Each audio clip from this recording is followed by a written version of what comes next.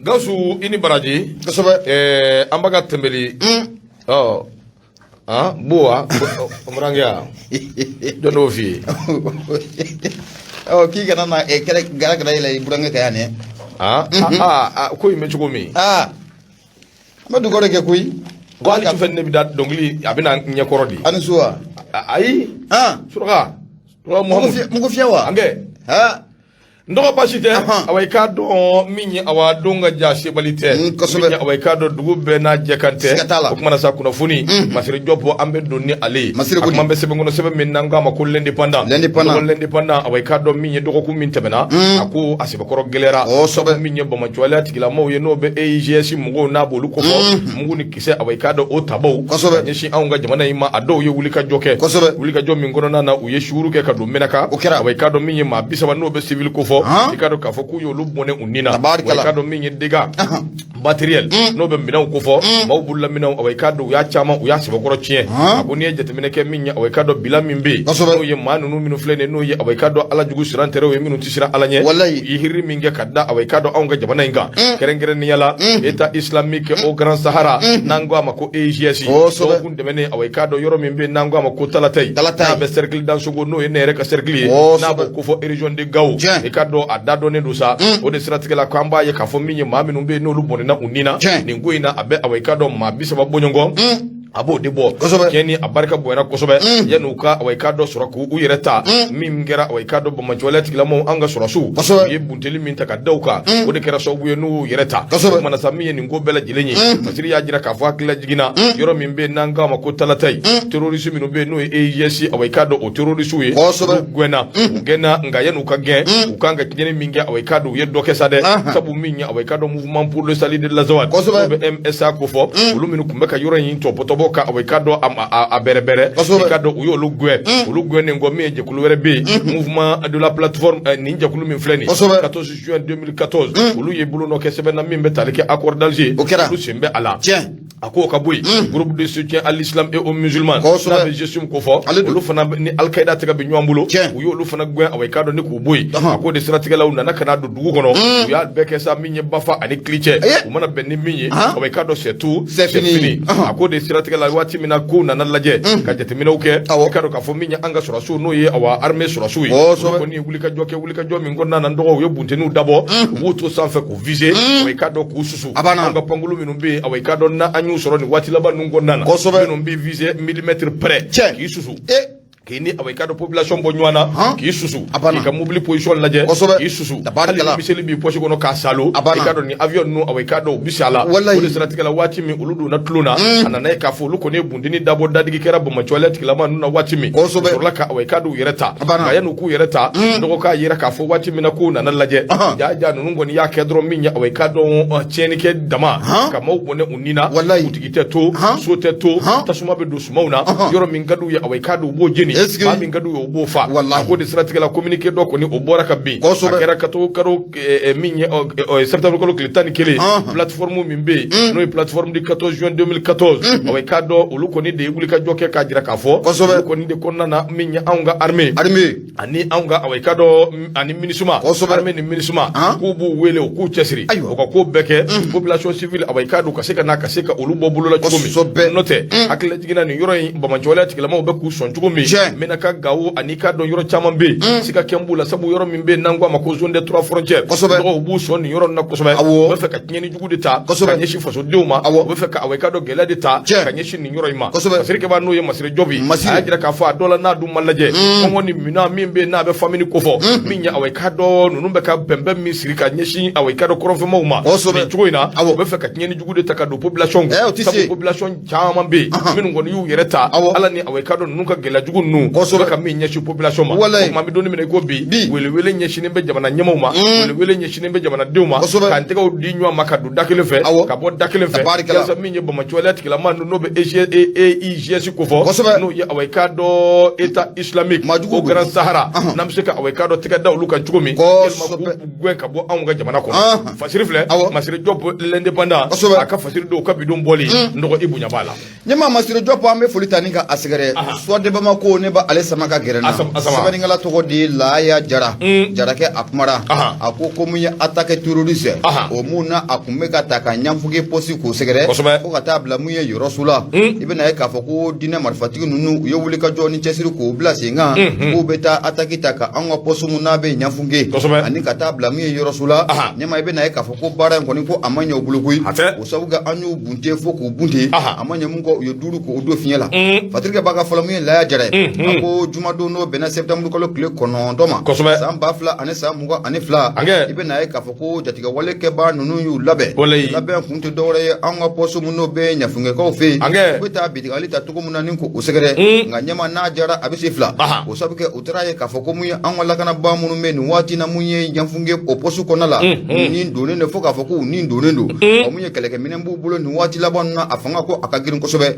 o hukumu kɔnɔna la k'i bɛna ye k'a fɔ ko mun ye jatigɛwale kɛbaa ninnu ye ɲɛma k'u ye ji ka butɔn na k'u bolila caritari mun ye an ka armée o ye mun ye duuru dɔ u nɔfɛ k'u gɛn ko a ka di ɲɛma k'u gɛn ko a man di mun ye bamanci ninnu kɔni ye an bɛ don min na ko bi a caman kɔni bolilen don ka t'u yɛrɛ dugu yɔrɔ wɛrɛ Fatirikɛ b'a ka fɔ la a ko fɛn mun n'o ye kibaruya duman ye nin ko in na i bɛna ye k'a fɔ u ye nin attaque mun n'u kun y'a labɛn n'u kun bɛ fɛ ka an ka ɲafunge pɔtu ka attaque ɲɛma ko maa si n'i ma to a la wa mun ye an ka lakanabaa si tɛ k'a fɔ ko mun banana la jango ko ka taa se mun ye tiɲɛni wɛrɛ ko o ma kɛ a la Fatirikɛ b'a ka fɔ la a ko mun ye jamana camancɛ bolo fɛ nin waati laban ninnu na kɛrɛnkɛrɛnla dugu mun bɛ yen n'an k'a ma ko Yɔrɔso i bɛna ye k'a fɔ ko mun ye jatigɛwale kɛbaa ninnu u taara bingali fana ta a Yɔrɔso préfet ni ka ale ka so ni ka a sɛgɛrɛ dɔw fana y'a jira k'a fɔ ko mun ye armée de garde nationale ɲɛma ko olu ka kan mun fana bɛ yen k'u kun y'a kɔrɔbɔ ka bingali fana ta k'o yɔrɔ kɔfɛlen kɔni ka a sɛgɛrɛ Fatirikɛ b'a ka fɔ la mun ye Laya Jara ye a ko i bɛna ye k'a fɔ ni jatigɛwale kɛbaa ninnu don waati mun na u bɛ don mun ye Yɔrɔso kɔnɔna la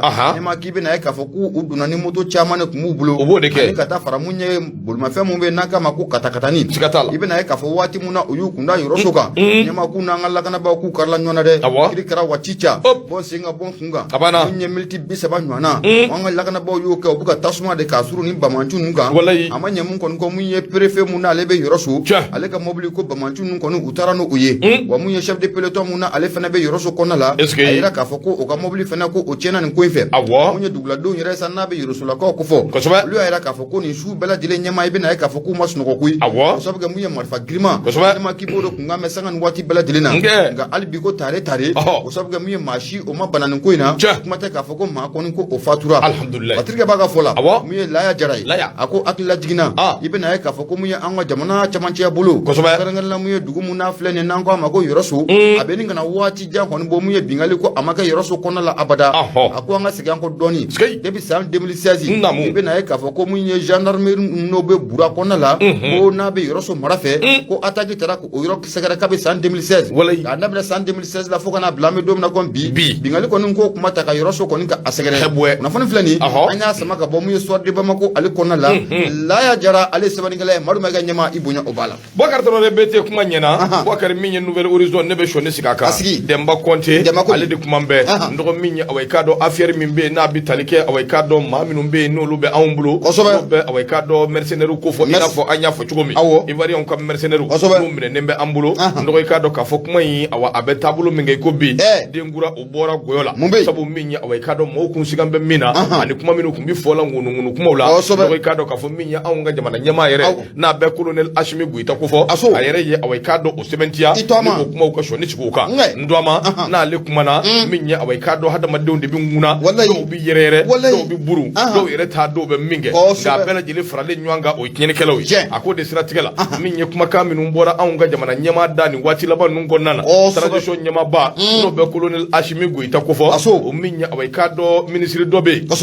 n'a bɛ ministre des affaires étrangères République fédérale du Nigeria n'a b'o ko fɔ n'o ye awɔ i k'a dɔn Geoffrey Onyema a y'o min bisimilali min kɛ kumakan minnu bɔra anw ka jamana ɲɛmaa da n dɔgɔ i k'a dɔn kumakan ninnu ye kumakanw de ye maaw kun sigan bɛ minnu na a bɛ waati jan bɔ o de siratigɛ la min ye awɔ i k'a dɔn ko dɔ kɛra sa o min ye ŋunuŋunu kumaw dun ka bɔ a bɛɛ kun bɛ fɔ ka ɲɛsin nin ko in ma min ye taari ka segin min n'a bɛ ka kɛ lomɛ ni fɛn min bɛ yen n'o kun kɛn bɛ ka kɛ kunbalani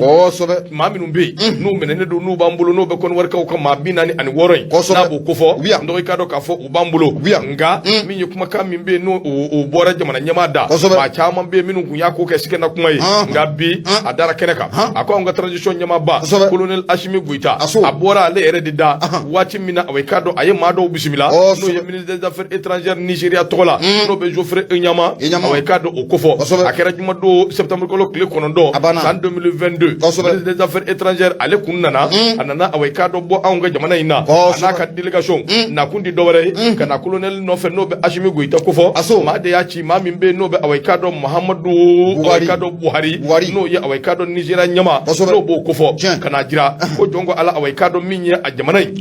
olu ka bonya bɛ jamana yɔrɔ jamana ɲɛma olu ka bonya b'a yɔrɔ wa tɛgɛ di ɲɔgɔn ma olu bɛ n'o de kɛ baara bɛ se ka kɛ cogo min na ɲɔgɔn ye in kɔnɔna na sa kumakanw dɔw bɛ yen n'o ye affaire dɔw ye minnu bɛ yen n'o bɛ tali kɛ away ka dɔn sɔrɔsi 49 in kan min ye kɔnɔwarikaw ka sɔrɔsi ye o na ni yɛrɛ sɔrɔ kuma kɔnɔna na parce que b'a ko away ka dɔn kunnafoni min n'olu dira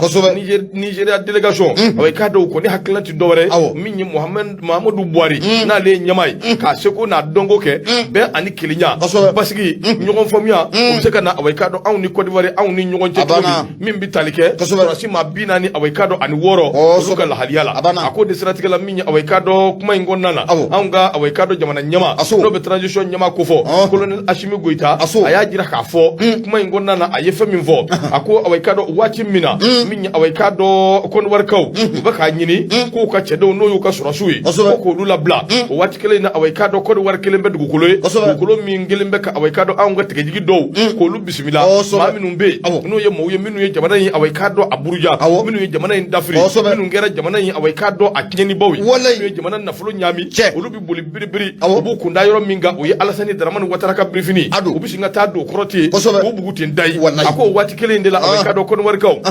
olu bɛ k'a ɲini maa minnu fana nana anw fɛ yan n'u nana a ma kɛ sariya kɔnɔ anw ka se ka olu bila Côte d'Ivoirekaw bɛ away ka dɔn ka maaw kisi tiɲɛ don nka anw fana anw mago bɛ min fana na o fana dɔnnen don sabu min ye mandat d'arrêt international o de dara away ka dɔn ninnu kan o dun bugulen bɛ away ka dɔn Côte d'Ivoire n'a ma ɲɛ k'a fɔ Alassane Dramane Ouattara a yɛrɛ ka kuma don Mali ni away ka dɔn Côte d'Ivoire a bɛɛ ye kelen ye siga t'o la ɲɛkisɛ bilen don nka min ye away ka dɔn ko in bɛ taabolo min kɛ i ko bi a ka lajɛ gagnant bɛɛ ka dɔ sɔrɔ ninnu ka bila anw fana ka maa minnu bɛ yen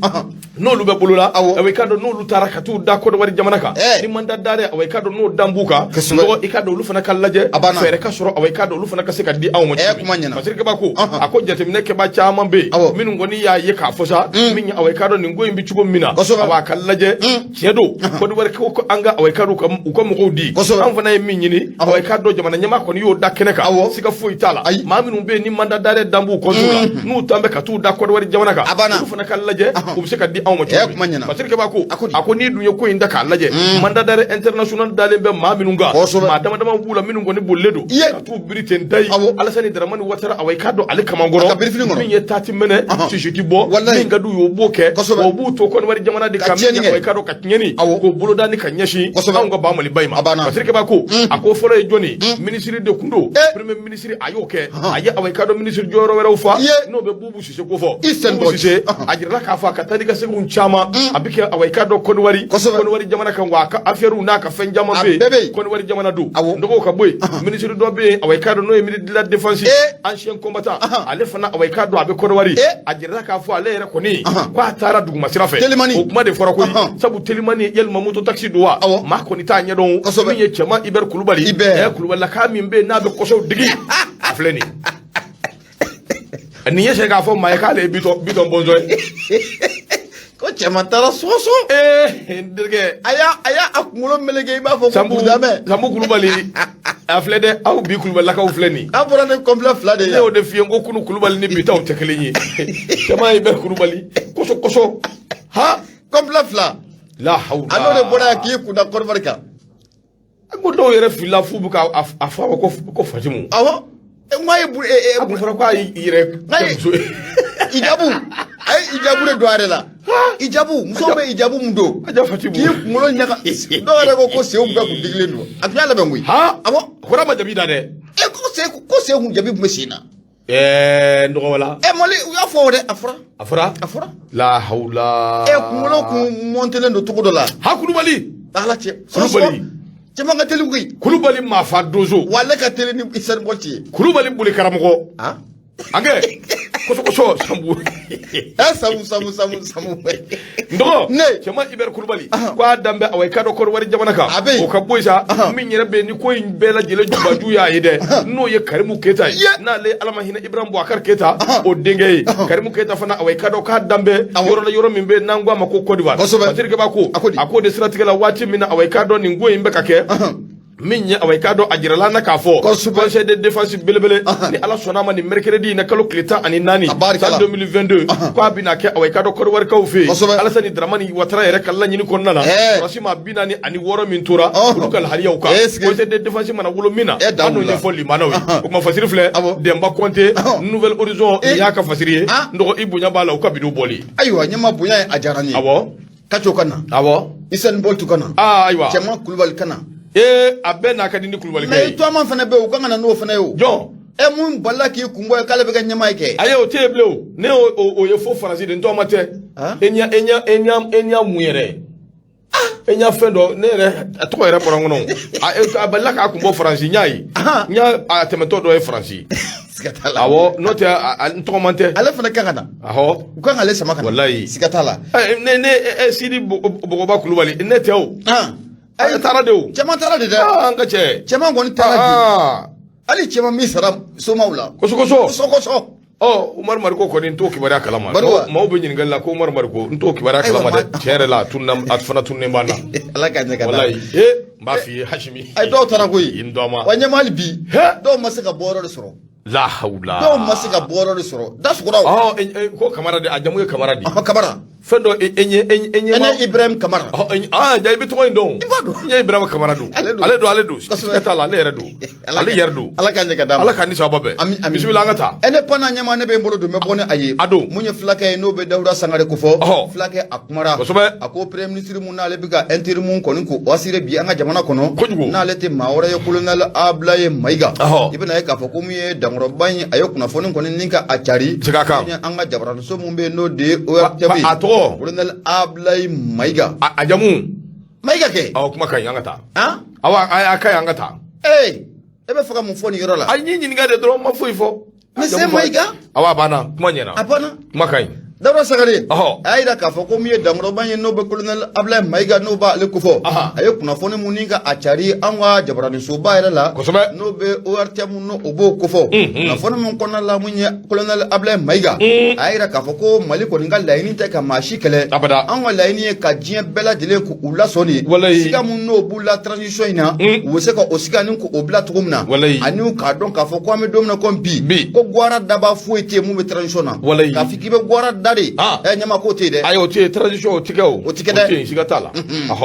muye colonel Ablaye Maiga ibe na ye ka fo ko muye kalo kele munye docteur Sogel ko kala Maiga ale ko ntara muye segna fien bola o do kum kono la munye premier ministre ya ataraka kalfani chako fule mafolo no be colonel Ablaye Maiga no ba ale ko fo munye jamana gouvernement o ka kuma la sila fene do wa ministre munale be administration territoriale et de la décentralisation kuna nyama ibe na ye ka fo ko abola kura ka malidon ka akli sigde o fo chairman be kwa yo shele munye anga ortem sanfla ula ibena ka fo korofo mun na be talike munye jamana yere katabulu ula korofo mun na be talike munye jamana fama no be colonel Ashim Koita no ba ale kofo ale ka aklinata na ka mirnata mumala ni watina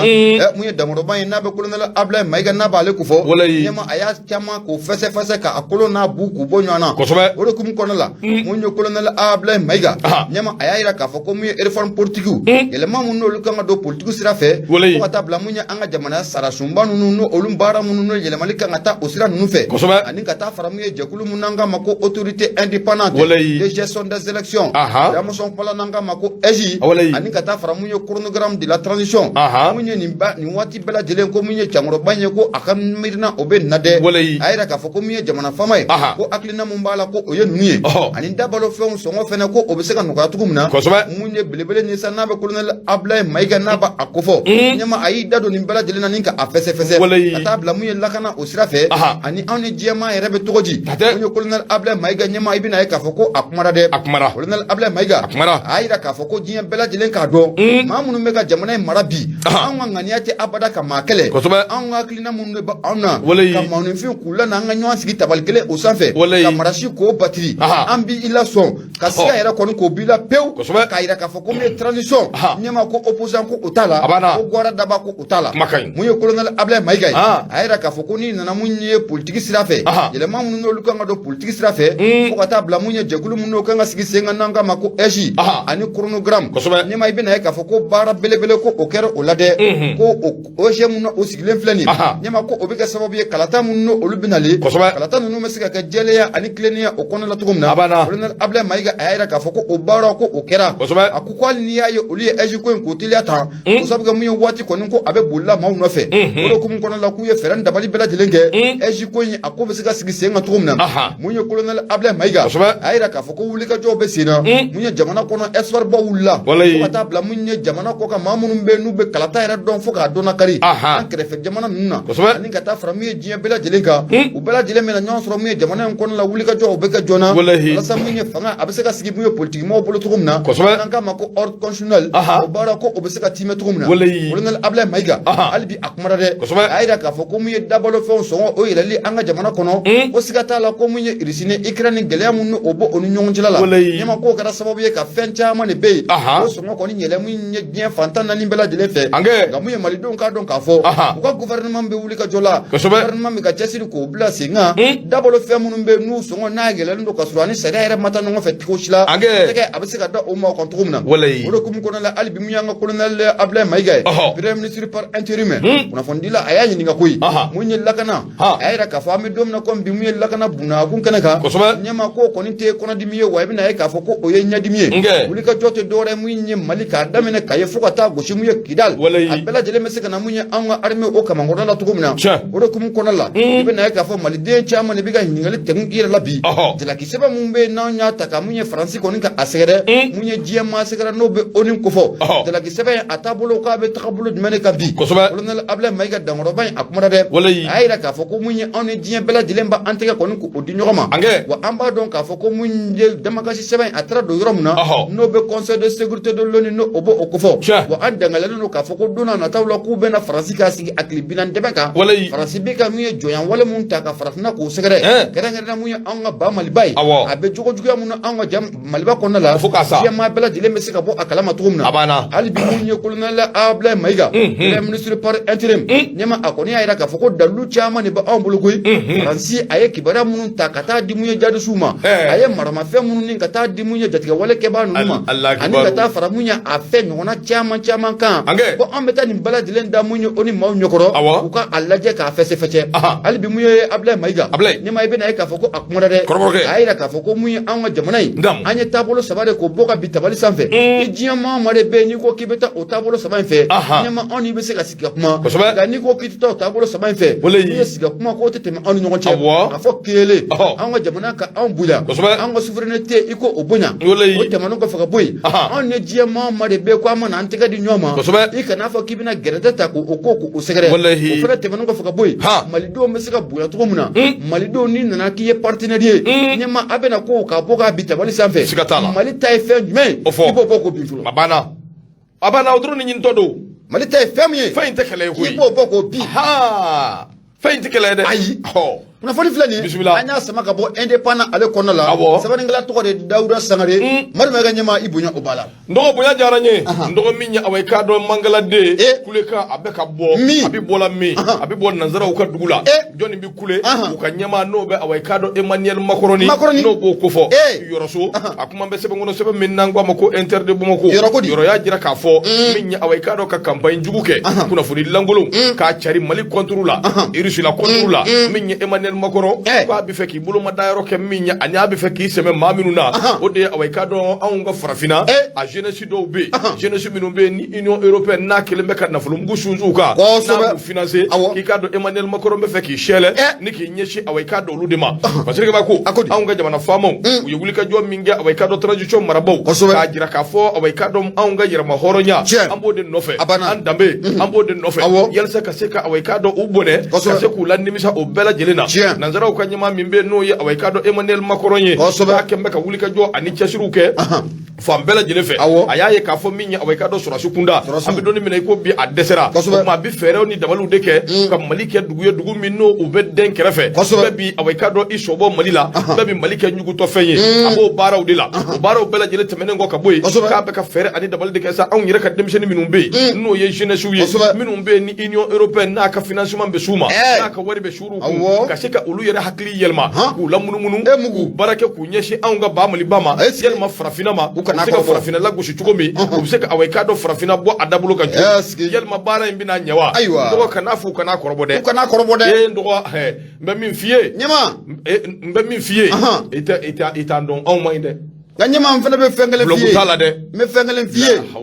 Sogɛli bɛ ɲinɛ Sogɛli bɛ Magari min ye kolonɛla Abulayi Mayiga ale t'i ladi ko fila kɛ Ayisa mais n bɛ min f'i ye c'est à dire anw yɛrɛ ka o ko ninnu dɔw filɛ dɛ an maliyɛnw yɛrɛ de fana b'an encouragé o la kosɛbɛ n'o tɛ i bɛ denmisɛnnin caman ye bi u bɛ bɔ ka binw ni kulew ni kumakanw ni pariliw ni fɛn caman na kosɛbɛ e hakilila k'u kalannen don n'i ye wa abada e hakili u bɛ ko de dɔn n'i ye wa abada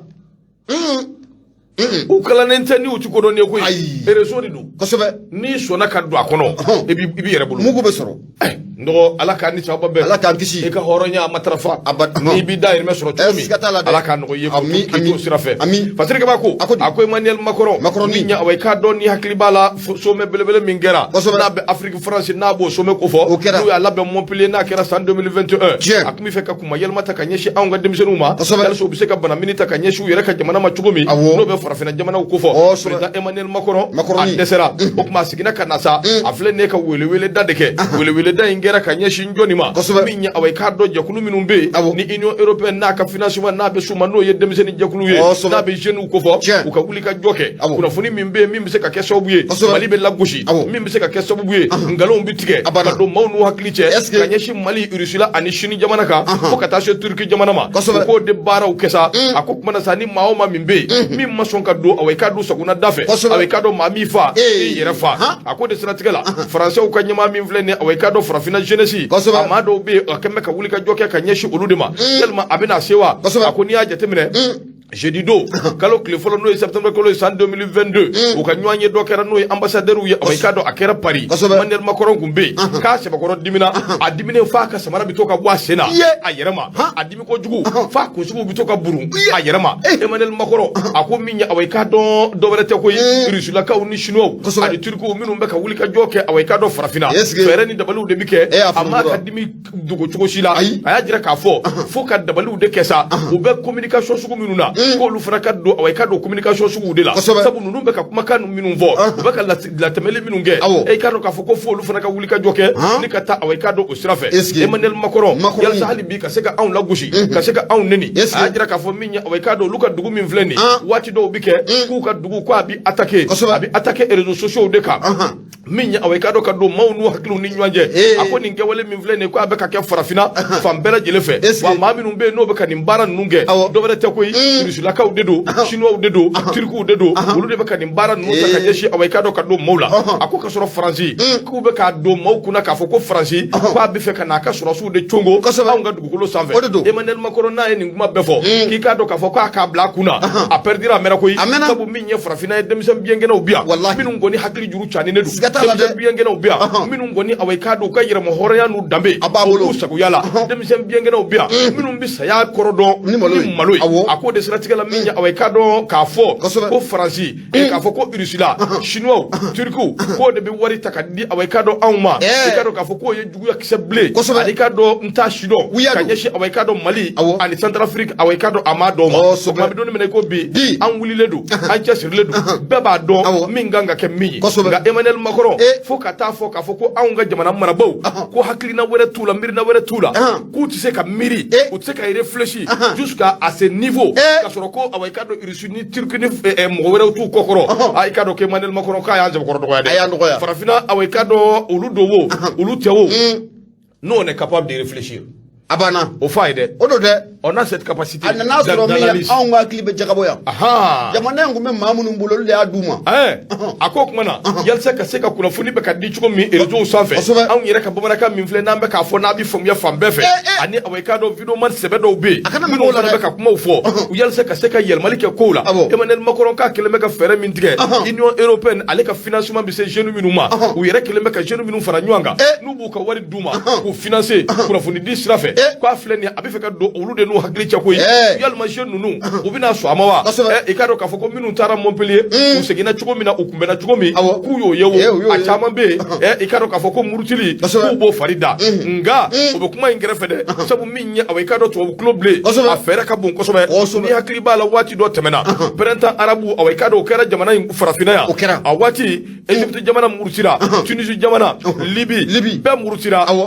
fo kana se min ye awɔ i k'a dɔn Jordani ani Syrie nga min ye ninnu ye u sera ka labɛnw kɛ ka fɛɛrɛ ni dabaliw bɛɛ kɛ ka don awɔ i k'a dɔn maa dɔw n'u hakili cɛ k'a ko bɛɛ lajɛlen k'a ɲami nɔgɔw ka bɔ yen révolution min bɛ yen n'a bɛ Maïdan ko fɔ n'o bɛ Ukraine o fana ye fɛn min ma dogo maa la hali kɔsɔ in na min ye awɔ i k'a dɔn cɛ dɔ bɛ yen n'o bɛ awɔ i k'a dɔn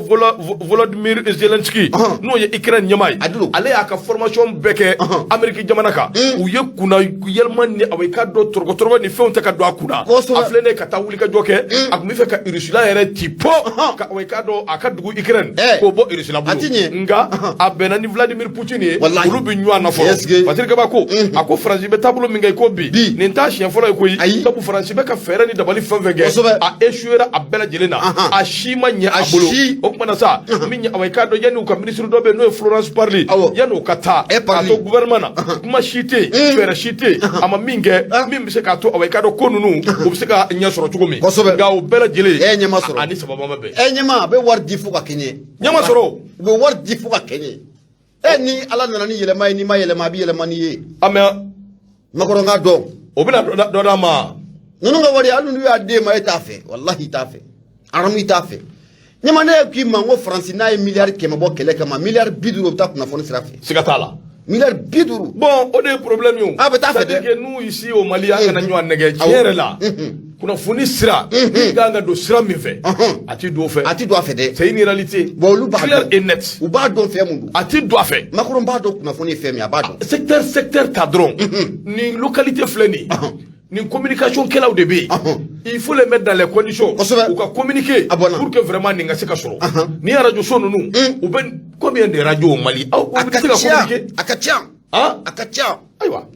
ɲama hali n'i y'a ye transition maa minnu filɛ a kunna nin ye bi ko baara in ɲɛn'u bolo Faransi kɛlɛ in nɔgɔyal'u bolo kunnafoni de y'a nɔgɔya walahi siga foyi t'a la kunnafonidilaw kɔni bɛ ka kɛ bisabililayi kana lawo awa ko Emmanuel Macron a bɛ nin baara min na nin n dɔgɔ hali a ye kuma dɔ fɔ a ko min ye awɔ i k'a dɔn France Media Monde k'o kan ka wuli ka jɔ kɛ ko k'olu dɛmɛ awɔ i k'a dɔn olu ka baara la olu jigi dalen b'o kan France Media Monde mɔgɔw ka syndicat o jɛkulu bɔra u y'a fɔ a ye Emmanuel Macron min ye awɔ i k'a dɔn France Media Monde an tɛ Élysée ka awɔ i k'a dɔn n'o ye a ka palais anw t'o ka kunnafoni dila ye koyi anw talen tɛ olu kama wa olu ma anw ta Patrick Kaba ko a ko kuma na sa min ye nin ko bɛɛ ye dɔwɛrɛ tɛ koyi ka propagande jugu de ta ka ɲɛsin Mali ma Emmanuel Macron yɛrɛ b'i sɔn de kosɛbɛ awa a tablilen bɛ min kan o de awɔ i k'a dɔn ka anw yɛrɛ kɛ ngɛrɛni ye yalasa an ka se ka an yɛrɛ furu fara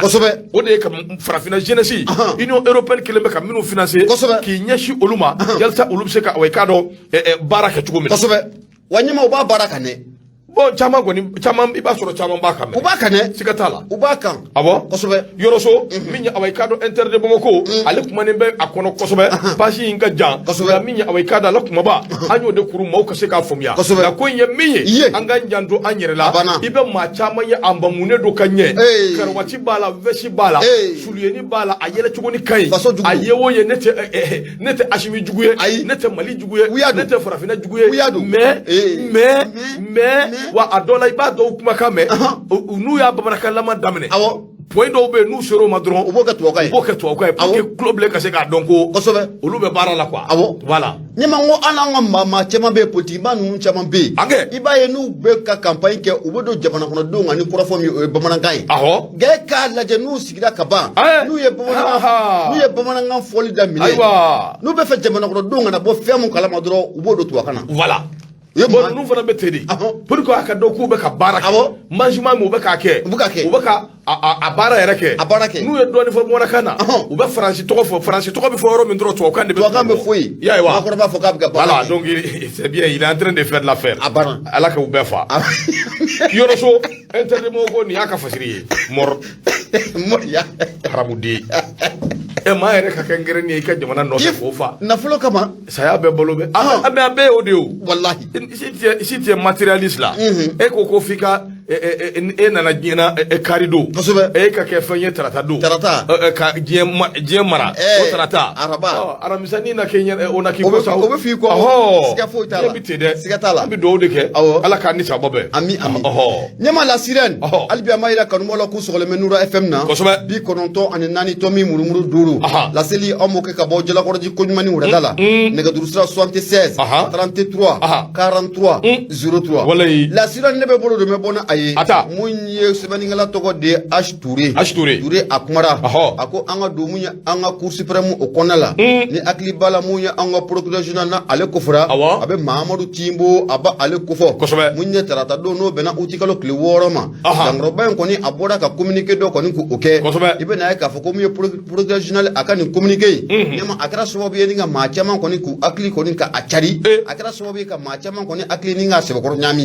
mun ye fatirikɛ ba n'o bɛ H Toure kofɔ a yira k'a fɔ ko min y'an ka procureur général n'o de bɛ Mahamadu Timbo n'o bɛ ale kofɔ mun ye Cour suprême ale procureur général o tɛ wa mun ye tarata don n'o bɛnna uti kalo tile 6 ma san 2000 ani san 22 i bɛ na ye k'a fɔ a ye communiqué mun kɛ communiqué in kɔni a kɛra sababu ye maa caman kɔni bɛ olu b'u ka salon vitre kɔnɔna la i b'a ye k'a fɔ maa caman fana tun bɛ olu b'u ka sɛw dun ɲɛma ko sɛ kɔni ko a kunayara maa caman kɔni ko o da kɔnɔ dɛ mun ye Mahamadu Timbo a ka communiqué in kɔnɔna la jateminɛlikɛla caman y'a ye k'a fɔ est-ce que ko kun b'a a la wa ko mun ye kaso ko Mahamadu Timbo e ko a ma ko in kɔni k'a juru sama kojugu wa fatirike b'a ka fɔ la a ko Mahamadu Timbo a ka communiqué in kɔnɔna la a b'a yira k'a fɔ ko nin waati laban ninnu na a yira k'a fɔ ko min ye jamana kɔnɔden dɔw bɛ yen minnu ye jamana in ka mara waati tɛmɛnw na ka tɛmɛ siga kɛlen don maa minnu na a fɔ k'u ye jamana in foroba nafolo ni ka a buruja u ye jamana in foroba nafolo ni ka a dun ko siga kɛlen don la k'a fɔ ko nin waati laban ninnu na u kɛlen bɛ k'u bololafɛnw mun ye immeuble ye ka taa fara mun ye mobile kan u kɛlen bɛ ka a bɛɛ lajɛlen bila sugu la nin waati na ko a bɛ ka feere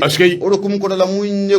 procureur général n'a bɛ Mahamadu Timbo ko fɔ a ko a bɛ bɛɛ lajɛlen nasɔmi maa de mana ye k'a fɔ k'i bɛ nin bolofɛn ninnu sanni na ne ma k'i sigi n'a ye k'a fɔ ko fɛn mun o bɛ da bolofɛntigi ninnu kan e mun y'a sanbaga ye ne taa n'a d'u kan ko tan ko o fana bɛ da i kan mun ye fatirike ba ye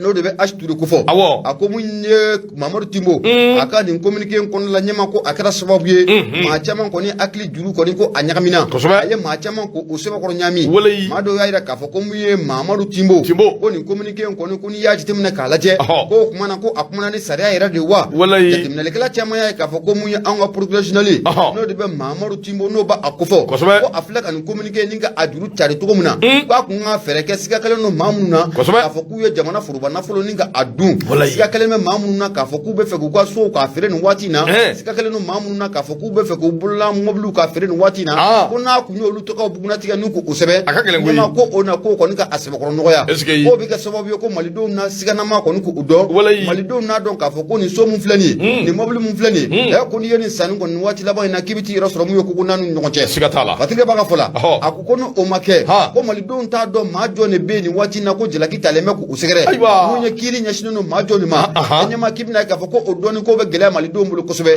ko ni malidenw dun fɔra k'u ka n'u ka sow ka a feere ɲɛma ko siga kɛlen don bɛɛ lajɛlen na o ye fɛn ye ko a man di malidenw dɔw kɔni ye o de kun kɔnɔna la dɔw fana y'a yira k'a fɔ ko mun ye procureur général n'i y'a ka communiqué jateminɛ k'a lajɛ ko maa don ko a y'a yɛrɛ madiya maaw ye de a kɔni bɛ ka fɛɛrɛ kɛ k'u ka tɔgɔ ko o de ɲini nka dɔw y'a yira k'a fɔ ko min ye procureur général n'a bɛ Mahamadu Timbo n'a a b'a ale kofɔ maa minnu fana bɛ yen nin waati na ɲɛma n'olu bɛ kiiri dɔn fo k'a dɔn ko Mahamadu Timbo k'a ye communiqué mun bila ɲɛma ko siga t'a la ko a n'a ka kan o sabu k'a tɛ se ka maa si tɔgɔ bugunatigɛ k'o di fɔlɔ ko kiiri kɔni ko u bɛ baara la ko ni kiiri y'a bɔ k'a bi yɔrɔ mun na ko ni maa minnu tɔgɔ mana ye ko in kɔnɔna la ko malidenw na bɔ o bɛɛ lajɛlen kalama ko mun ye Mahamadu Timbo procureur général k'a filɛ ka nin baara min kɛ nin ko ani foli ko o ka kan k'a filɛ ka nin baara min kɛ nin ko ani tanuni ko o ka kan ko mun ye Mahamadu Timbo k'a filɛ ka nin baara min kɛ nin ye ɲɛma ko siga t'a la ko a bɛ fɛ ka yurugu kɛlɛ dunkojugu kɛlɛ jamana ɲɛmaa ye hakili na ta mun ko ta ko siga ta la ko Mamadou Timbo ko afla ka fara ko ni ka akari bala ni de na foni flani ana sama ka bola siran ale ko na la sabani ngala to ko de asture ko ma ga nyama ibunya o bala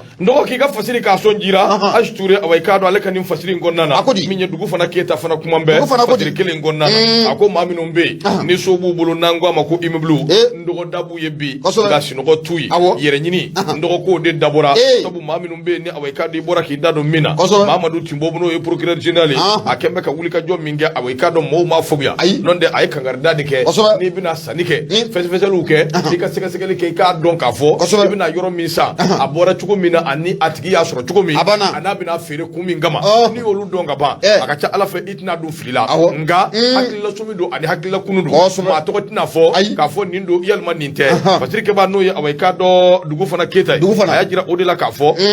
minye ni ngofole nui ka fo malion nyena ka fo ni bina sani ke ki chuko don ika dabalu laje ika jatemina uke o ye fenye femina ni sawa ka bebe ko sobe ko ni jatemina ke ma chaman be minu ya awai ka do jamana yu ya tono mabuda ma chaman be minu ya jamana yu fori ma chaman be minu ya awai ka do ko suku beta ka nyeshi jamana ma sabo awati oluka wati de kundo minye jamana imeblu o fere la chuko mina o madugo mashila ma minu ya sa sorobu sombo de do wa chaman be minu ya sani ke do ko ba soro ka fo minye imeblu yere atolu togola ulu sani de ke note ulu yere halalate ulu yere tate iba soro uye sani ke dodi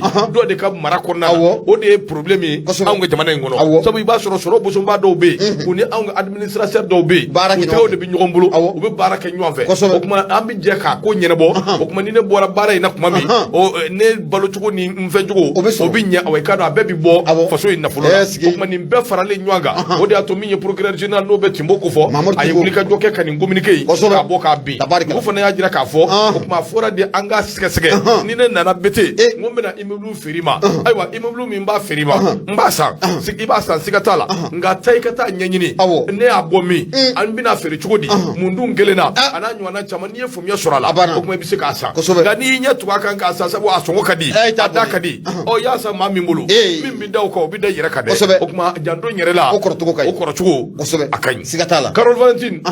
anga fuli biye ni chesiri Valentine mon ami mbi yere fo kosobe minya awai ka don banye kone bada banye avec maso ngono ni watina italika o ka banye abi fo ka wali mando anga na nyina Ibrahima Tungara ko anga na nyina Drissa Kuma madala kuma anga mabbe fo ka be wali mando ka nyini Gawsu Keta fe gason de fer ambita sugula soni ni ala sona mambe sigi kana kuma so voilà kenga iri wasolo yanjigiye minya awai ka do badiri amba fo ka wali mando sanga ani wati do nanye Drissa Keta fo kenga iri wasolo togola basegine Keta amba fo ka wali mando sanga ani wati nanye basegine fu ambe fula se Musa Sissoko ma kuru amalin daw Carol Valentine anga fuli ani tonni obe ka nyeshama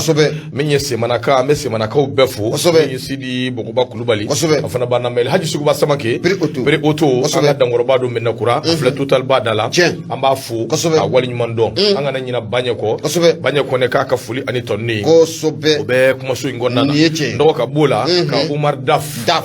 Dramira Umar Daf ka fu ka wali mando kamalem biengene Umar Daf awai ka do stade malien a section football awai ka do amidul mene ko bi aleni abiuba unana kana nyina maya alhamdulillah awai ka do stade malien de bongoko ndo abe san jamambo anyere fomana ka supporter fenfenyi abebe ka yebi stade malien de bongoko awai ka do asotiba enkono mimse ka to entraînement mbike sam jama na ka bureau ambu fu kamalem biengene Umar Daf la solution abe fude ka wali nyumando ndo namboro la yana anga kuna funita ambe adama fu adama towe na kadi ba fu ko adam towe Burkina Beuka belebele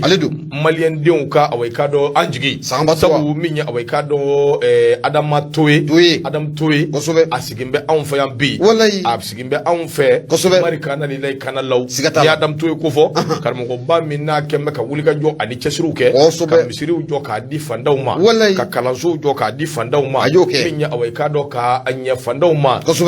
marikana lilay kana law wati be na yi free ki munumunu na nye bala minganga ke adam to abuke adam bifu ka wali nyumando alhamdulillah rabbil alamin abe an yira fe anjala koroji ma amba fu ka wali nyumando am baraka nyuando anga partner badu adam to kwa to anga fuli bay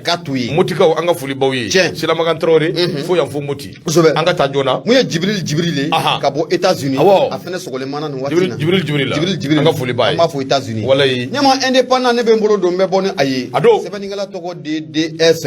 Dawuda Sangare ale don a ko i bɛna ye k'a fɔ ko min ye député kɔrɔ minnu bɛ n'an ko ma ko 6e législature ɲɛma maa ninnu kɔni u ye kulekan u y'a bɔ kura ye dɛ u taara mun ye dɛmɛ ka t'o ɲini parti fɛ parti mun n'an k'a ma ko CODEM n'o o ɲɛmaaba ye Useni Amion Gindo n'o o ye ale ye Patrick Ba ka fɔla mun ye DS ye a ko i bɛna ye k'a fɔ ko nin député kɔrɔ ninnu n'an ko ma ko 6e législature ɲɛma u bɛ ka wuli ka jɔ ni k'a bila sen kan nin waati laban in na dɛ n'o y'a sɔrɔ waati tɛmɛnenw na u kɔni tun b'u ka dadenw kɔnɔna la nka nin waati laban ninnu na nin député kɔrɔ ninnu u kɛlen bɛ ka wuli ka jɔ ni cɛsiri k'o bila sen kan maa minnu bɛ ka jamana mara nin waati na u bɛ se k'u ka kulekan kɔni ka a mɛn cogo min na o de hukumu kɔnɔna la i bɛna ye k'a fɔ ko alamisa don n'o o bɛnna septembre kalo tile 8 ma parti mun bɛ yen n'an k'a ma ko CODEM ale kɔni ye nin maa ninnu kɔni k'u bisimila a ka siège min bɛ yen n'o de ye Sotiba kɔnɔna ye Useni Amion Gindo ale fɛ yen i bɛna ye k'a fɔ ko nin maa ninnu n'a bɛ 6e législature maaw ko fɔ i bɛ ka député kɔrɔ ko tɛ wa u k'u nakun tɛ dɔwɛrɛ mun ye CODEM siège la u nakun tɛ 2 ye u nakun tɛ 3 ye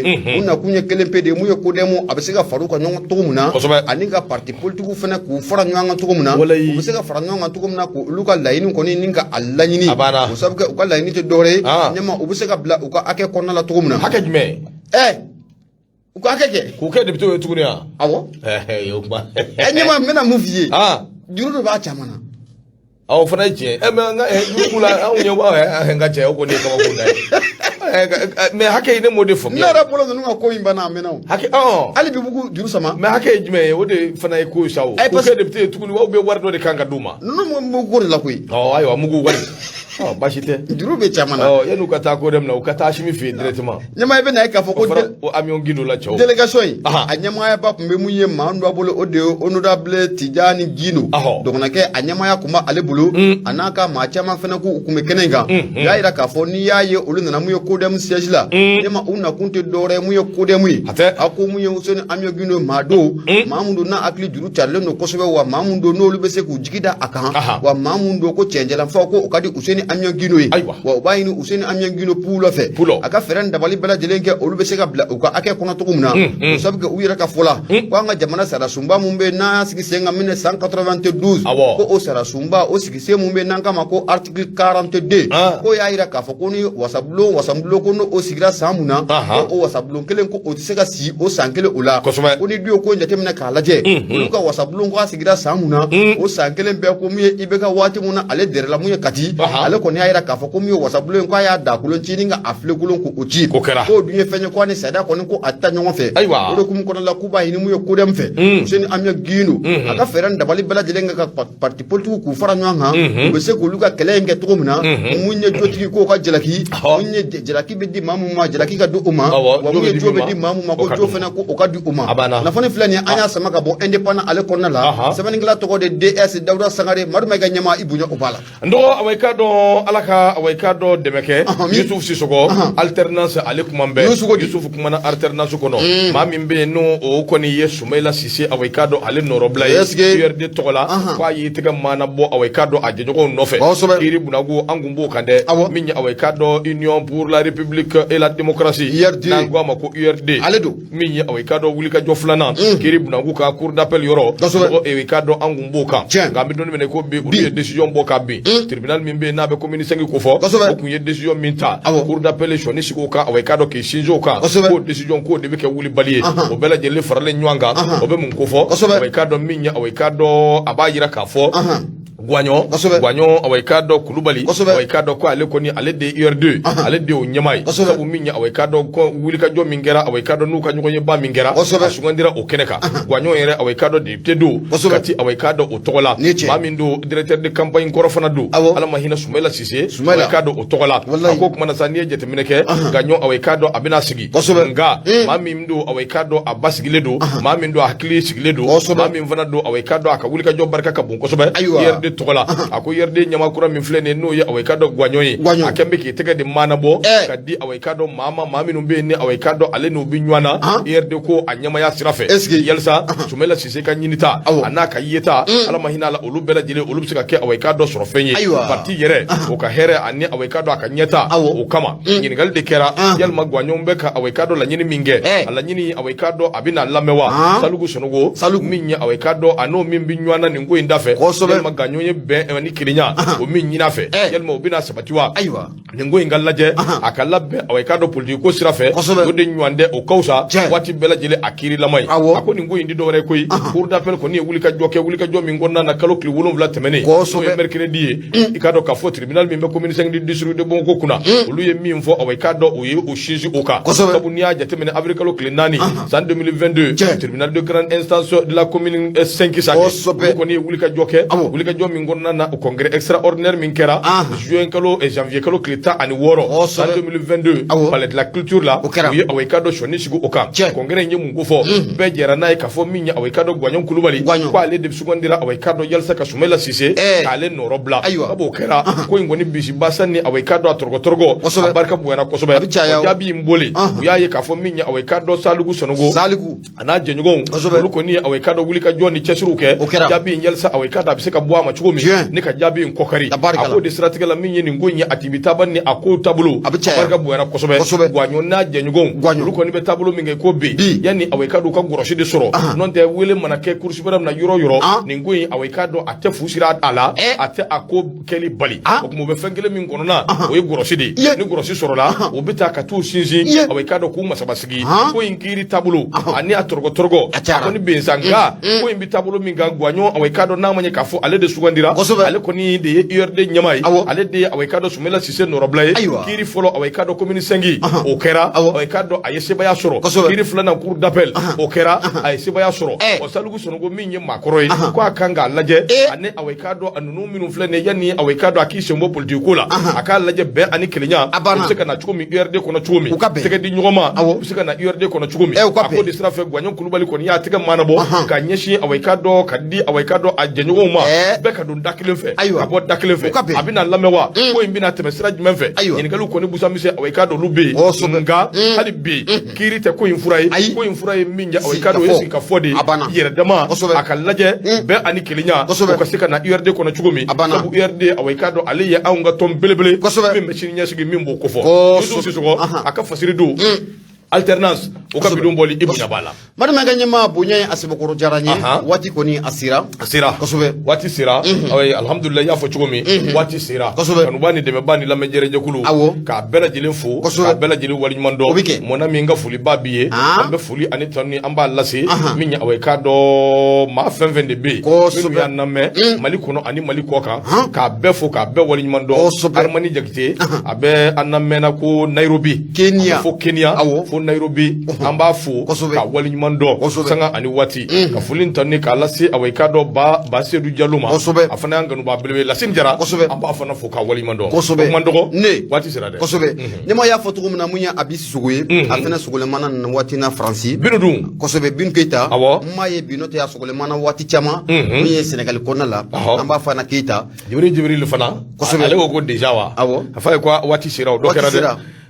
damagle yan jawara fana biya wallahi kosobe ka Yusuf Bari di chef ali fana be fu kosobe o ma wati sira ambe fulla si awai kado Jibril Jabate ani Yusuf Sisoko olu kunye kuma so jatemine bawi fulla si awai kado ina arama ani awai kado Ami Mariko ambu foku wali mando awa kaba anga fuli be ka nyeshama ka awai kado mai fana fu ka nubani de ba bela jilin fu ka be wali mando ni ala sona ma minye negawiye olu kumbe gausu keta kumba bulu jata anga fuli biye fando fe mi ya awai kado Burama Traoré jo bere mamu kamara mode awai kado anga fuli biye ka fuli la se baba Adama anaka association be association des citoyens kuna du Mali amba fuka ma fode ne tato do ma fode o kuma ki yere fu Boubacar Traoré mon ami bete nga fuli ani tonni o ka nyeshi imani watina ne to koy Maimunatu de nga fu jaman kam madu maiga ni ala sona shini ini awai kado Abu Safne abi nyo asura sabu shini akacha ala fe journée min be n'a be wele ko journée internationale de l'alphabétisation avec palais là min ye away kado min be wele ko maître de cérémonie o tewa o ne ni journaliste Seydou ambita ka ta nywan soro palais la chez never o ban soro aka ta ala fe ni wati makurun kosobe mbiso ngadu awkan tretila malikere re na to be de flew wallahi ni anna way ba soro kumbe amena koy afana bi dugodi o ba do bi ka atikuma abi abambele anya ba bela malikere mafu ambafu kosobe bala ka ni sababe ne ala sona ni na abusa funa bi nyogon sora haketo beninka sali ala mamadu akambe inshallah